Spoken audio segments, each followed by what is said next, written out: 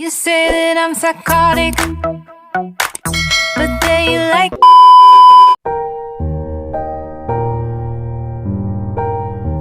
Yongki ketagihan sekali dengan masakan istrinya. Dia tidak mengira jika Indria yang selalu dianggap rendah bisa masak seenak ini.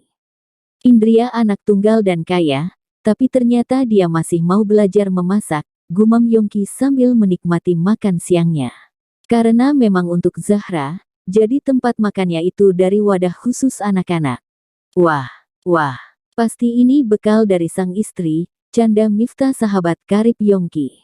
Dari semua teman, hanya Miftah yang tahu akan pernikahan dia dengan Indria. Gila, aku tidak menyangka jika dia bisa masak seenak ini, ucap Yongki jujur. Ah masa, sini aku coba sedikit saja, pinta Miftah. Yongki membiarkan sahabatnya untuk mencicipi, dan ternyata tidak cukup hanya sekali. Wah keren, malam ini sepertinya aku mau numpang makan di rumah kamu. Sekalian mau melihat istri bercadarmu itu, ucap Miftah serius. Tapi nanti malam orang tuaku akan berkunjung ke sana juga, jawab Yongki. Lusa saja kalau gitu, abah kamu bikin aku ngeri, balas Miftah bergidik merinding. Yongki tertawa, karena Miftah dan teman yang lain pernah kena semprot abahnya saat dulu berpesta dan mengantarkan Yongki pulang ke rumah dalam keadaan mabuk berat. Yongki, sepertinya istrimu itu sangat idaman deh. Sudah lulusan universitas terbaik, pewaris tunggal dan pintar masak, puji Miftah. Aku malah lulusan luar negeri, tak perlu istri pewaris tunggal aku juga sudah sukses.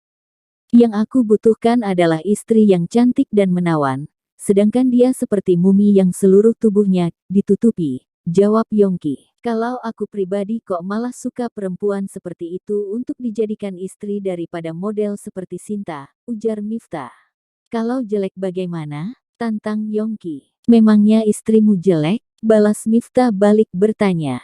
Aku belum melihat wajahnya sih. Pernah saat kami tidur bersama di rumah orang tuaku dia tetap memakai cadar saat tidur. Itu sudah membuktikan jika dia terlalu jelek dan sangat malu untuk menunjukkan padaku, jawab Yongki.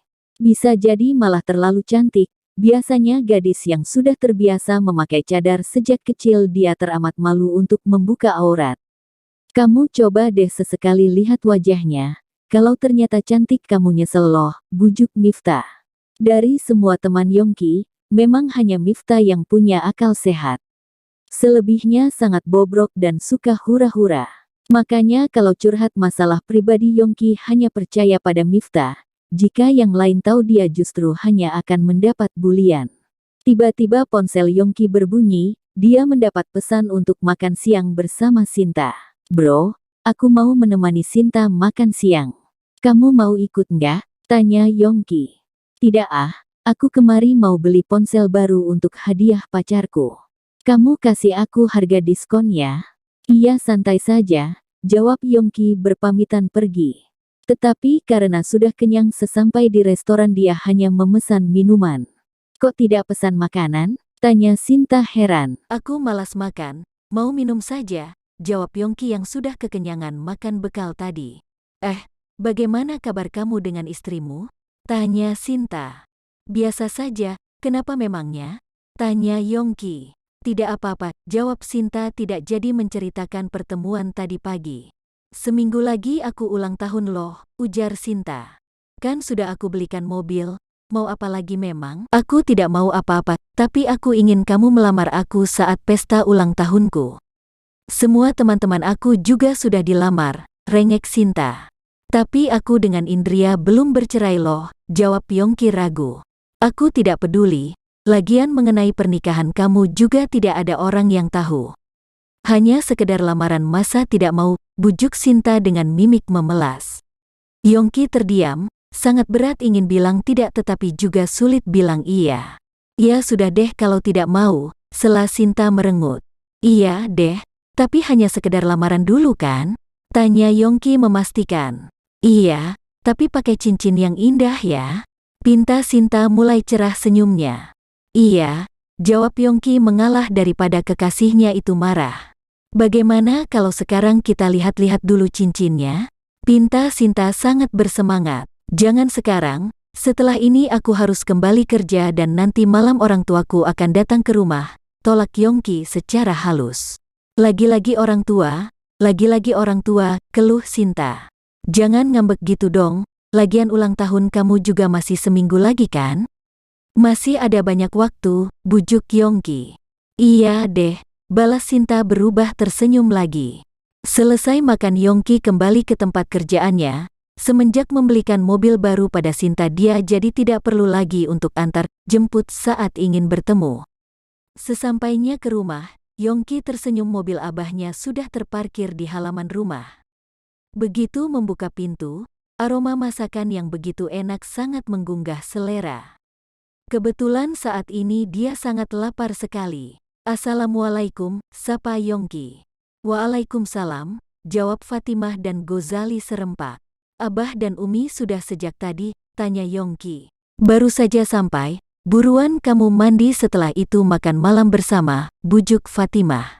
Yongki menoleh ke arah meja makan, ada begitu banyak berbagai macam masakan yang terlihat sangat enak. Kok makanannya banyak sekali? Tanya Yongki heran.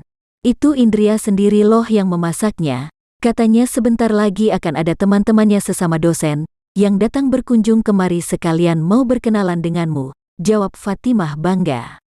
Kalau begitu aku mandi dulu, jawab Yongki menahan amarah. Yongki segera menuju ke kamar Indria, ketika diketuk pintu sang istri sudah langsung terbuka. Sudah pulang ya, Mas? Kamu kenapa tidak izin dulu padaku kalau akan ada teman-teman kamu yang kemari? Tanya Yongki dingin.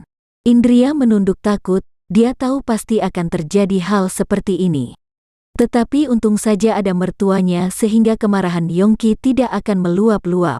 Maaf, Mas, aku tidak bisa menolak. Jika aku izin dulu padamu pasti tidak diperbolehkan, jawab Indria takut.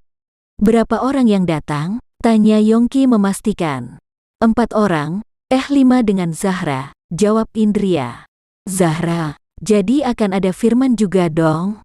Pekik Yongki kaget. Indria hanya mangguk-mangguk kepala saja.